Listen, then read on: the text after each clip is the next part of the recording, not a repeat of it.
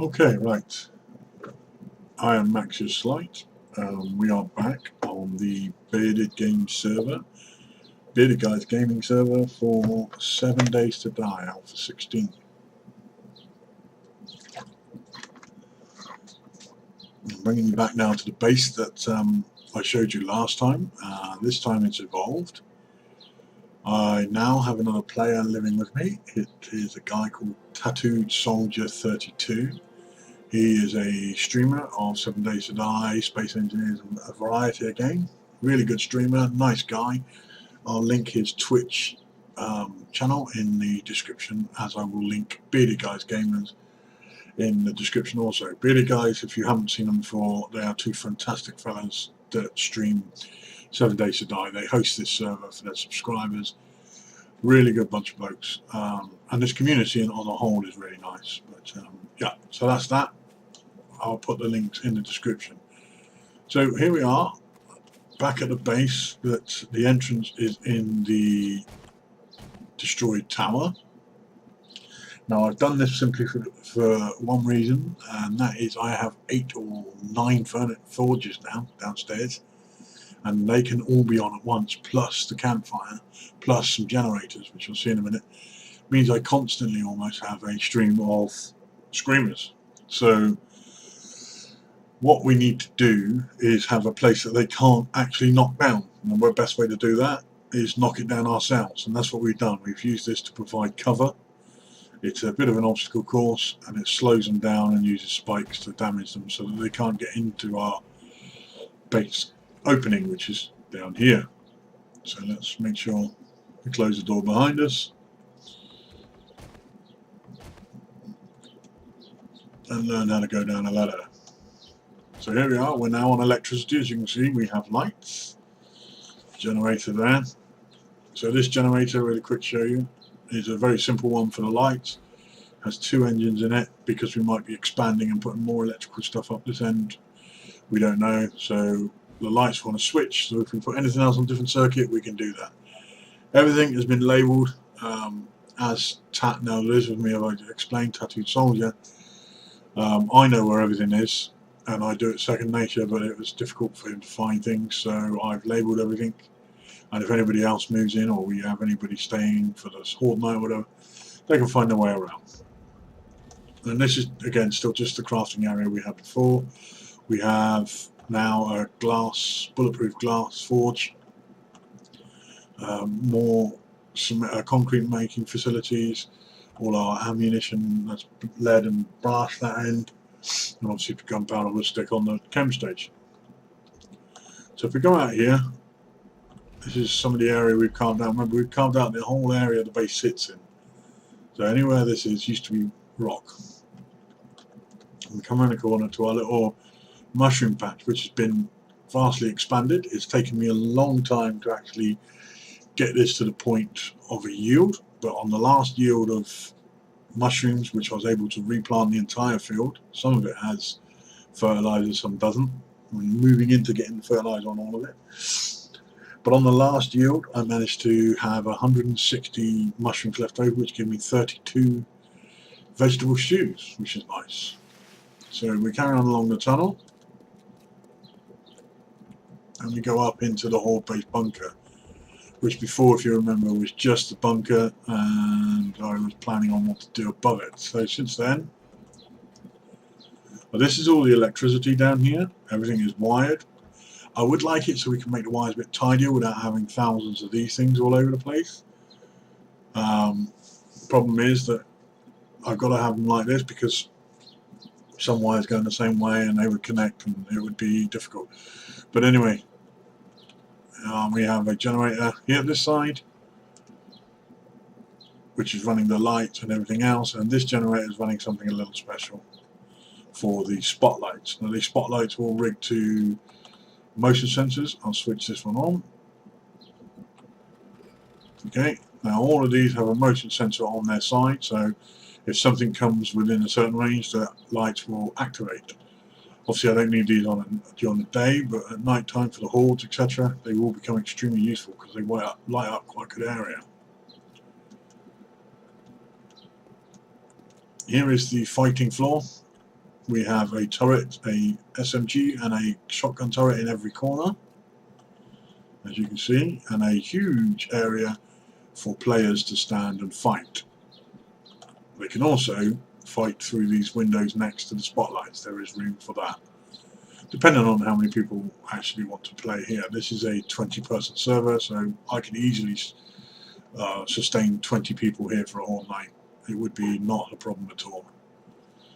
So we go out one more layer. Oh, sorry, there was something I wanted to tell you about the shotguns. If I put the electrical in my hand, you can see the turrets should have, one second, I must have moved them earlier. I need to now turn these on. These turrets all should have interlocking arcs of fire, but I did actually switch them on earlier and move them around a little bit, just for setting up purposes. So we switch the turrets on. Those two are fine. It's this one over here that I was messing with. So we go onto that and we bring that across like that, and there we now have an interlocking arc of fire 360 degrees around this base. At any point in this base you will have, wherever you approach, you will have a minimum of 2 turrets facing you, attacking you, or at least targeting you. Hopefully, because I have my ammunition, they'll be shooting at you. Okay, so this has arcs of fire that interlock all the way around. Now there's a blank spot there, but that's okay because there is other things down there to deal with the blank spots. You see there is a dead spot in the middle of every turret right in here, but by that point they would have had to run through the turrets for quite some distance, through all the spikes down there, and then get up onto here, which has spikes here, and us players shooting through the bars at them here. So these little dead spots between the 2 turrets, they're not really of a concern to me. That one's a bit big, but we can work that one out. Maybe adjust it. I'll check it out on Horde and see how it goes. Okay, the next floor is the parking area where the mini bikes can come in. If we have anybody else come in, they can come in through the mini bikes. We use the drawbridge onto the little tower, which has now been fleshed out a bit. Most of the crap here has been removed, and this tower, they're going to attack it if they run into it, so I've put spinning blades on the sides and around the front. As you can see, spotlights come on because I was here. Look, I'm there. So there you go, the spinning blades come on to protect the ramp. Now these spotlights come on because I'm here. The spotlights around this side are not on, as you can see, but if I run across, tink, they see me and switch on. They're only on for 30 seconds, so they're not going to waste all my power. And they're only on at night anyway, and I don't want them on constantly if there's nothing there. And it's also kind of an early warning system. Something is running in when the lights come on and the turrets start firing. So this is the parking floor. We go up one more floor to what is going to become the living area. Now this has only just been started. We're going to be building a small patio out here, wooden sort of platform, as far as I can make it, looking nice, so we can have a sit down and chill out and have a look at our apocalyptic town as we slowly but surely fix it up and reset everything and push back these zombies. It's a wonderful view. I mean, if you look at this now, how wonderful this view is. Look at this game. It's just so gorgeous. Oh, look, there is a zombie over there. Do you think we can hit him from here? So we go. He's walking. No, missed him. Didn't lead him enough. But still, man, we might be able to. Got him. Got him again. I think that might have been a headshot.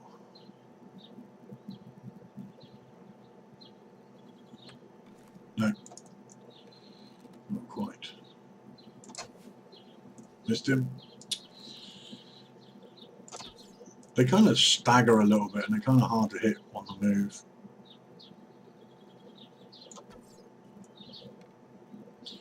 This guy's got a very kind of gait. He doesn't keep to the same speed. As you can see, he bobbles, dunk, dunk, dunk. Makes it very hard to actually hit him.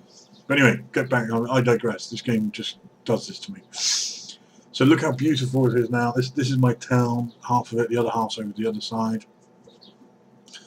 This is going to be our living area. So we're going to make, I mean, everything now is concrete, and where it needs to be is pretty much steel. This is Tat Soldier's room. He can do what he wants in here. We're going to be painting once we get the farm's up running. We have enough stuff for the paint. When we're ready, we're going to paint this place. As you can see, we've got glass here. This new glass is amazing. There you go. One of the turrets picked up that dude that was shooting. There you go. That was walking. So I don't really want to have my turrets on and everything on during the day, so I'm going to go and switch those off.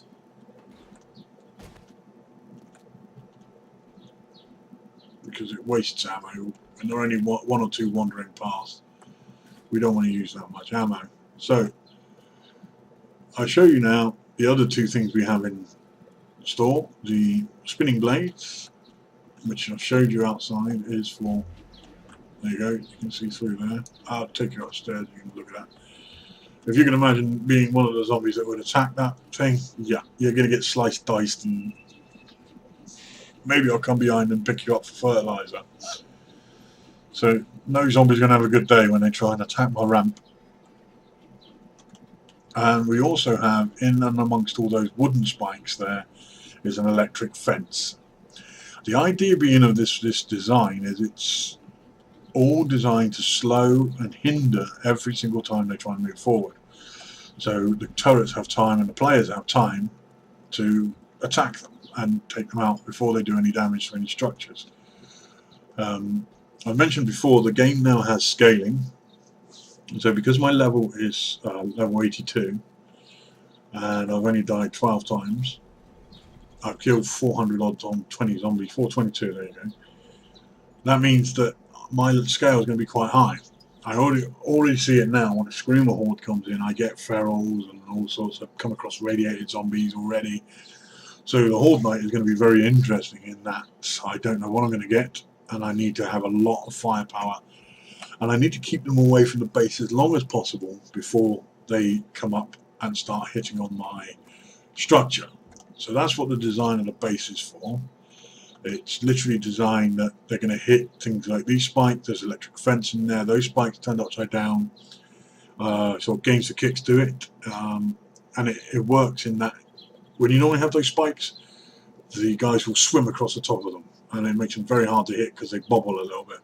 But this negates that. So this, using the spikes like that, still damages them, but they can't glitch out on them. At the moment, I've only managed to steal up around the bottom layer, and half of that layer that those first set of spikes are on. The intention is to make all of these spikes steel, all of these spikes steel, all of this bottom section steel, all up to here to steel before I paint it. Because obviously, if I put a paint on it now and then put steel on it, I've wasted the paint. I'm going to have to paint it again. So, this is the base. We are ready for now for the Horde Night, which I will try to record. This is a persistent server. It's already 8 PM here, and we're on a 2-hour day, so it's going to be about 10 PM by the time the Horde Night occurs. Well, it's going to be about 9:30, 10 o'clock, so I could probably camera record it and see how it goes with that. If not, I'll get another Horde Night to show you this base in full swing.